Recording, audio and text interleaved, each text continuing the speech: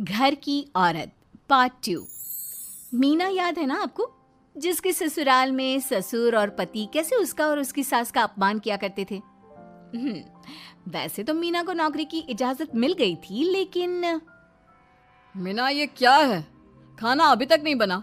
कब से मैं यहाँ बैठा हूँ कि नाश्ता कर लूँ। बस 2 मिनट, वो ऑफिस की एक ईमेल करनी है। तभी ससुर जी आ जाते हैं। मैं ना कहता था, जिस दिन ये फीमेल ईमेल करने लगेगी घर नहीं चलने वाला।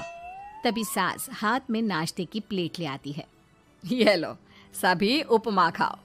गर्मा गर्म स्वादिष्ट उपमा देखकर, वाह माँ जी, 2 मिनट में ये कमाल, क्या बात है। वो आता है ना रेडी टू ईट वाला पैकेट, वही बनाया है। स्वाद बता बहू कैसा है। कल तक जो बीवी पति के नाम से ही कांपती थी, बहू के आ जाने के बाद कैसे उड़ रही है, ये देखकर ससुर जी को आ जाता है गुस्सा। हाँ, पैसे तो पेड़ पर उगते हैं ना, या तेरा बाप दे जा रहा है जो बैठे बैठे पैसे खर्च कर रही है। अरे जरा शरीर चला लिया कर, वरना पता है ना जब मेरा हाथ पड़ेगा तो कैसे काम करती है तू। बहू बेटे के सामने खुद का अपमान सास बर्दाश्त नहीं कर पाती और रोती हुई कमरे में चली जाती है। क्या पापा, क्या जरूरत थी माँ से ऐसे बात करने की? सुबह से कुछ नहीं खाया है, अब जब खाना आया तो रुला दिया आपने। चलिए देखते हैं माँ कहाँ गई। मेरी जूती भी ना जाए उस पागल औरत को देखने। अरे क्या गलत कहा मैंने? बस यही ना कि भाई पैसे बचाओ। अरे कमाने बाहर निकले ना, तब पता चले कि कैसे हड्डी गल जाती है। बात तो सही कह रहे हैं पिताजी, माँ को तो बस पैसे उड़ाना आता है। अरे पर माँ ने तो सबके लिए नाश्ता ही बनाया था ना, कौन सा खुद के लिए गहने खरीदे थे। खैर, बहू समझ जाती है कि सारा मामला कमाई का ही है, क्योंकि सास कुछ करती नहीं, कुछ कमाती नहीं, तो ससुर जी उन पर हावी रहते हैं। फिर क्या था, अब थी बारी बहू की। माँ जी, दरवाजा खोलिए, देखिए मैं उपमा लेकर आई हूँ, गर्मा गर्म खा लेते हैं। सास कमरा खोल देती है। सामने खड़ी होती है बहू, हाथ में उपमा की प्लेट लेकर। बहू सास की सूजी आंख देखकर समझ जाती है कि मामला गड़बड़ है। वो बात पलटते हुए कहती है, माँ जी वो आपकी काली साड़ी पर काला ब्लाउज है ना, वो प्लीज मुझे दीजिए। मुझे कल ना काली साड़ी पहनी, लेकिन कोई ब्लाउज ही नहीं है। सास बहू की बात में अपना गम भूल जाती है। हाँ हाँ बहू, क्यों नहीं, वो तो मैंने अपने हाथों से डिजाइन किया था। चल अभी निकाल कर देती हूँ तुझे। सास बहू को ब्लाउज निकाल कर दे देती है। फिर अगले रोज, माँ जी आज तो ऑफिस में कमाल ही हो गया। पता है क्या, सारी सहेलियों ने घेर लिया, पूछ रही थी ब्लाउज कहाँ से खरीदा। मैंने भी बोल दिया मेरी सास से सिलाए, वो भी खुद डिजाइन करके। ये तो वही बात हो गई कि झोला छाप डॉक्टर की दवाई काम कर गई। अरे बहू, ये तो बस ऐसे ही बना दिया था। लेकिन माँ जी आपको पता है, ये देखिए 2 लोगों ने तो मुझे कपड़ा भी दे दिया और नाम भी, सेम टू सेम डिजाइन का ब्लाउज बना दो, और बदले में ये 2000 रुपए। हाथ में 2000 देखकर सास की तो आंखें फटी की फटी रह जाती है। अरे बहू, ये तो कमाल ही कर दिया। ये काम तो मैं कल तेरे ऑफिस जाने से पहले ही खत्म कर दूंगी। सच्ची माँ जी, कैसे इतनी जल्दी? अरे बहू, वो बस नाप है ना, उसी के आकार का काट काट कर डिजाइन ही तो देना है। ये तो मेरे बाएं हाथ का खेल है। अगले रोज बहू ऑफिस जाती है और फिर शाम को 2 ब्लाउज ले आती है। अरे बहू क्या बात है, लेकिन इसकी डिजाइन। बहू फोन में सास को डिजाइन दिखाती है। अरे ये तो बच्चों वाला डिजाइन है, रुक अभी थोड़ी देर में ही दे देती हूँ। सास बहू को कपड़े सिल कर देती और बहू सास को रुपए। फिर एक रोज, माँ जी ये लीजिए कपड़े, लेकिन इसकी सिलाई मैंने ज्यादा ली है। तो क्या है ना, हैवी काम है तो मेहनत ज्यादा लगेगी ना आपको। अरे रहने देती बहू, मैंने कौन सी बुटीक खोली है। बहू को सास की बात में दम लगता है और वो कुछ सोचती हुई निकल जाती है। वो कमरे में बैठी होती है कि उसकी ससुर की जोर जोर से चिल्लाने की आवाज आती है। फिर फिजूल खर्ची। अरे तुम्हारे जैसी बेकार ना काम काज करने वाली औरत कब पैसे की कीमत समझेगी।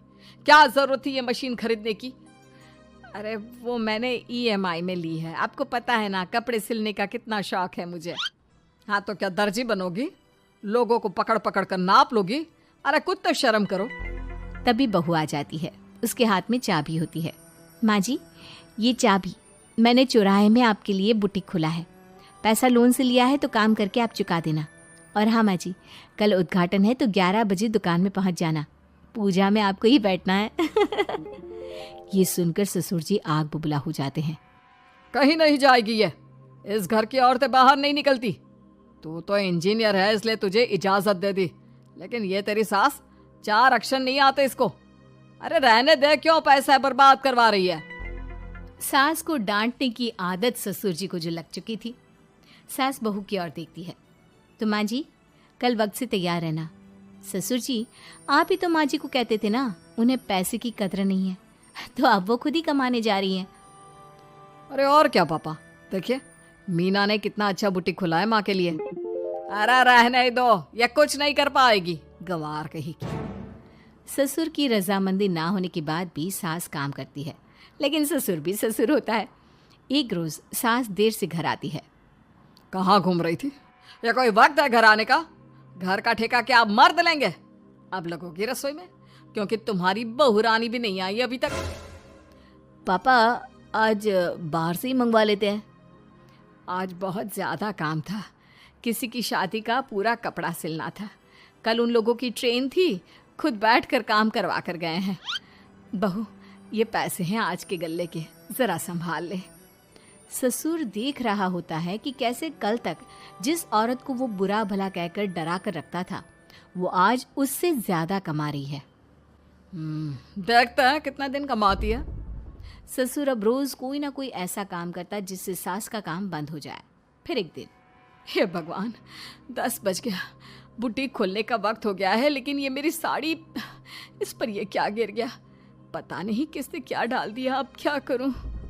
सास दोबारा अलमारी से दूसरी साड़ी निकालती है, फिर उसे प्रेस करती है और किसी तरह बुटीक पहुंचती है, जहां पहले से ही कस्टमर खड़े होते हैं।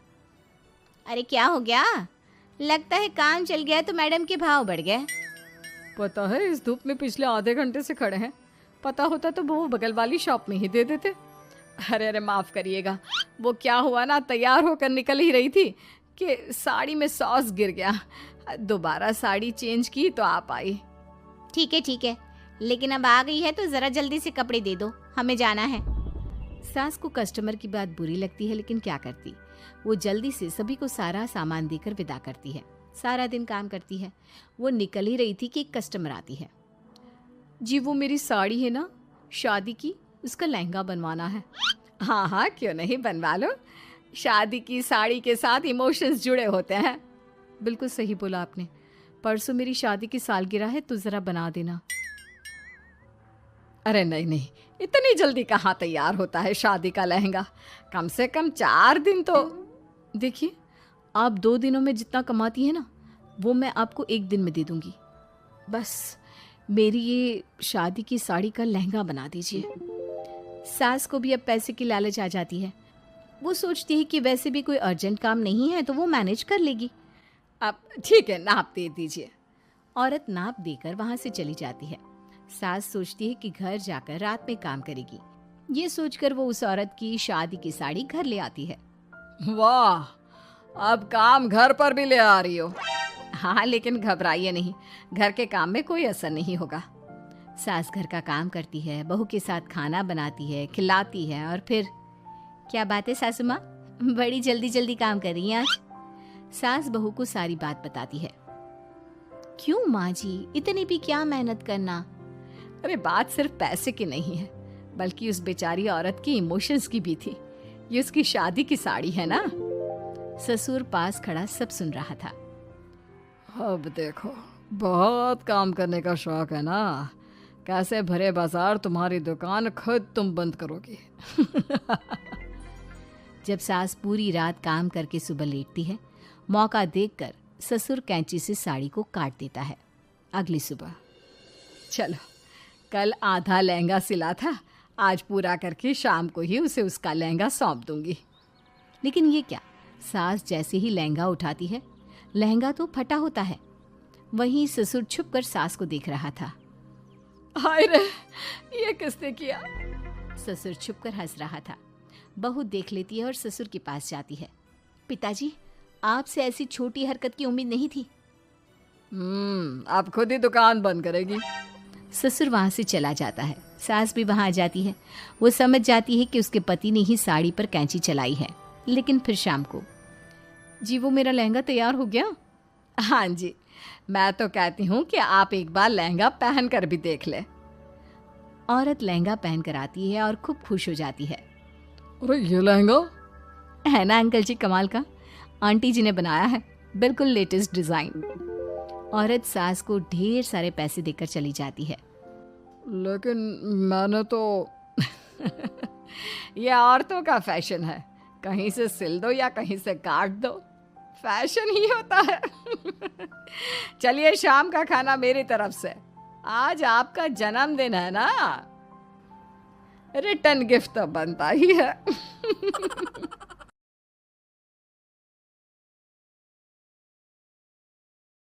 तीन दामाद की सास पार्ट 2। अब तक आपने सुना कि कावेरी जी अपनी तीनों बेटियों ईशा, मोहिनी और सुहाना की शादी 3 घर जमाई लड़कों के साथ करवा देती है। उन्हें लगता है कि ये लड़के शायद घर का कामकाज संभाल लेंगे, लेकिन उनके तीनों घर जमाई बहुत आलसी थे। वो नौकरी भी नहीं करते थे और बाहर का काम भी नहीं। कावेरी जी ने अपनी बेटियों से कहा कि वो प्रेगनेंसी का बहाना बनाकर अपने पतियों को सबक सिखाए। अब सुनिए आगे। मम्मी आपने जैसा कहा था हमने वैसा ही किया, लेकिन देखिए ना, विवेक का हाल तो वैसा का वैसा ही है। घर में ना सुबह का नाश्ता बनता है और ना खाना। नौकरी पर जाने की बात करूं तो खाने को दौड़ते हैं मुझे। हाँ मम्मी, मैंने भी सुमित को कितनी बार कहा कि अगर नौकरी नहीं करनी तो कोई छोटी सी दुकान ही खोल लो, घर का खर्चा कैसे चलेगा। देखो दोपहर के 12 बजने आए और जनाब अभी तक सो रहे हैं। हाँ मम्मी, ईशा और सुहाना ठीक कहती हैं। अविनाश का भी यही हाल है। जब मैंने अपनी प्रेगनेंसी के बारे में कहा तो मुझसे कहने लगा, अरे दूसरी लड़कियां तो 9-9 महीने तक नौकरी करती है, बस डिलीवरी के टाइम छुट्टी लेती है। मोहिनी तुम भी नौकरी करो। अब मुझे कहाँ नौकरी मिलेगी। मम्मी बताओ अब मैं क्या करूँ। हे भगवान, क्या सोचकर घर जमाई दामाद लाई थी मैं कि मेरी बेटियां मेरे पास रहेंगी और खुश रहेंगी, लेकिन इन आलसी दामादों ने तो हमारी जिंदगी को भी प्रॉब्लम में डाल दिया है। मैं तो कहती हूँ मम्मी, हम लोग वापस अपनी जॉब पर जाना शुरू कर देते हैं। बता देते हैं इन लोगों को कि हमने प्रेगनेंसी का बहाना किया है। नहीं नहीं बेटा, ऐसी गलती भी मत करना। अगर तुमने ऐसा किया तो इन तीनों की आदत और ख़राब हो जाएगी। अरे आज नहीं तो कल कभी तो तुम प्रेग्नेंट होगी, तब वापस यही प्रॉब्लम आएगी, तब क्या करोगी तुम तीनों। हाँ मम्मी, आपकी बात तो बिल्कुल सही है। इन लोगों को तो सुधारना ही पड़ेगा। लेकिन कैसे? अपने बच्चों के आने की खबर सुनकर भी इन लोगों पर कोई असर नहीं हो रहा। पैसे कमाने के लिए घर से बाहर निकलना ही नहीं चाहते ये तीनों। अब मेरे दिमाग में एक प्लान आया है, तुम तीनों चिंता मत करो। उन तीनों को बुलाओ, फिर मैं बात करती हूँ। थोड़ी देर बाद कावेरी जी अपने तीनों दामादों को सामने बुलाकर अपनी बात कहना शुरू करती हैं। अविनाश, सुमित और विवेक, देखो बेटा, मैं ना तुम तीनों से बड़ा प्यार करती हूँ, इसीलिए तो तुम्हें घर जमाई बना कर रखा है मैंने। अरे मम्मी जी, सीधे सीधे कहिए ना, क्या बात है। प्यार तो हम भी आपको बहुत करते हैं। अरे मम्मी जी, आपकी इज्जत भी बहुत करते हैं। अरे भाई, आपके जैसी सास और कमाने वाली बीवी सबको मिलती है क्या? हाँ मम्मी, विवेक और सुमित ठीक कह रहे हैं। आपकी बेटी से शादी करके मेरी तो ज़िंदगी ही अच्छी हो गई है। जानती हूँ मैं, और ये भी जानती हूँ कि तुम तीनों अपने अपनी बीवियों से बहुत प्यार करते हो। बेटा बात ऐसी है कि हमारे कुल गुरु ने कहा है कि प्रेग्नेंट होने के बाद मेरी तीनों बेटियां शुरू के 4 महीने हमारे गांव में जाकर रहेगी, जहां मेरे चाचा जी रहते हैं। अरे लेकिन क्यों मम्मी, गांव में जाकर रहने की क्या ज़रूरत है इन तीनों को। वो क्या है ना बेटा, हमारे परिवार को एक श्राप है। अगर मेरी बेटियों ने यहाँ पर बच्चा पैदा करने की कोशिश की तो उनके बच्चों को कुछ भी हो सकता है। इसलिए अब से लेकर 4 महीने पूरे होने तक इन्हें गांव वाले घर में रहना पड़ेगा। हाँ तो इसमें प्रॉब्लम क्या है मम्मी जी, हम भी वहाँ जाकर रहेंगे, पिकनिक मनाएंगे। अरे भाई, बीवी जहाँ हम भी वहाँ। हाँ यार, आइडिया तो बहुत अच्छा है। शहर की ज़िंदगी में रह रहकर परेशान हो चुके हैं, अब कुछ दिन गांव में बिताएंगे। तुम लोग समझने की कोशिश क्यों नहीं करते। तुम में से कोई भी वहाँ नहीं जा सकता, और मैं यहाँ रहूँगी ना तुम तीनों के साथ। 4 महीने की तो बात है, उसके बाद ये तीनों ही लौट कर आ जाएंगी। ठीक है मम्मी जी, अब हमारे बच्चों का सवाल है तो ये तो करना ही पड़ेगा। कावेरी अपनी तीनों बेटियों को कुछ दिन के लिए घर से बाहर कहीं दूसरे शहर में रहने के लिए भेज देती है। कुछ दिनों के बाद, अरे मम्मी जी बहुत दिन से पिज्ज़ा नहीं खाया, मंगवाइए ना। क्या बताऊं बेटा, पहले तो बेटियां खर्चा दे देती थी क्योंकि उनकी नौकरी थी, लेकिन अब तो मेरे पास पैसे ही नहीं बचे। थोड़े बहुत पैसे हैं जो बच्चों की डिलीवरी में काम आएंगे। लेकिन मम्मी जी, आपकी बेटियों को वापस आने में तो अभी बहुत वक्त बाकी है। वही सोच सोच कर परेशान हो रही हूँ। सोच रही हूँ कल से दूध भी बंद करवा देती हूँ। अब दूध वाले को देने के लिए पैसे भी तो नहीं है ना। अरे नहीं नहीं मम्मी जी, अगर दूध भी बंद करवा दोगी तो मुझे चाय कहाँ से मिलेगी, और चाय के बिना मैं तो मर ही जाऊंगा। क्या करूं बेटा, इसके अलावा हमारे पास कोई ऑप्शन नहीं है। मेरे पास पैसे ही नहीं बचे। इस तरह कावेरी जी धीरे धीरे अपने तीनों दामादों को पैसे देना बंद कर देती हैं और घर में खाने पीने की चीजें लाना भी बंद कर देती है। अब वो तीनों बुरी तरह से परेशान होने लगे थे और इसलिए एक दिन तीनों प्लान करके घर से बाहर निकलते हैं और बाजार में जाने के बाद, यार अच्छा खाना खाए हुए कितने दिन हो गए, पता नहीं कब अच्छा खाना मिलेगा। हमारी बीवियों के जाने के बाद तो हमारी हालत भिखारियों जैसी हो गई है यार। कुछ भी हो, मुझे तो आज पिज्ज़ा खाना ही खाना है। जेब में 1 रुपया नहीं और पिज्ज़ा खाएगा, कहाँ से आएंगे पैसे? अरे देख वहाँ सामने बोर्ड पर क्या लिखा हुआ है, कंप्यूटर पर काम करने के लिए एक आदमी की आवश्यकता है। भाई मैं तो जा रहा हूँ, काम करूँगा और शाम तक पैसे लाकर आराम से पिज्ज़ा खाऊंगा। जा जा, तुझे कोई काम नहीं देने वाला, हम तो घर जा रहे हैं। चल भाई सुमित। सुमित और अविनाश वहाँ से चले जाते हैं और विवेक उस कंप्यूटर शॉप पर सारा दिन काम करके 5,000 रुपये कमा कर घर लौट कर आता है और अपने खाने के लिए अच्छी अच्छी चीज़ें भी लेकर आता है। ये देखकर विवेक और सुमित के दिल में भी कुछ पैसे कमाने की इच्छा जागती है। अरे सुबह सुबह कहाँ चल दी है तुम? मम्मी जी एक बहुत अच्छी जगह मिली है, कंप्यूटर पर काम करने के 5,000 मिले थे कल मुझे। अगर रोज़ काम करूँगा तो पूरे 40,000 की तनख्वाह। अरे वाह, ये तो बहुत अच्छी बात है दामाद जी, आपको जाना ही चाहिए। सुमित और अविनाश विवेक को इस तरह तरक्की करते देखकर परेशान हो जाते हैं और वो दोनों भी काम की तलाश में निकल पड़ते हैं। धीरे धीरे उन दोनों को भी काम मिल जाता है। अब कावेरी के तीनों दामाद छोटी मोटी नौकरी करके अच्छा पैसा कमाने लगे थे। एक दिन कावेरी उन्हें अपने पास बुलाती है। अरे वाह, विवेक 40,000 कमा लेता है, अविनाश 60,000 और सुमित तुम भी 40,000 के आसपास कमा ही लेते हो। कुल मिलाकर तुम अच्छे खासे पैसे कमा रहे हो बेटा। हाँ मम्मी जी, बहुत मज़ा आता है जब महीने के एंड में मोटी रकम हाथ में आती है। पूछिए मत मम्मी जी, घर में रहकर रोटी बना बना कर और तो जैसा महसूस होने लगा था मुझे तो। हाँ बेटा, तुम तीनों की बात तो बिल्कुल ठीक है। और जानते हो, अब तुम तीनों की पत्नियां भी वापस लौट कर आने वाली है। लेकिन मम्मी जी अभी तो उन्हें गए सिर्फ 2 महीने हुए हैं, आपने तो कहा था वो 4 महीने के बाद लौट कर आएंगी।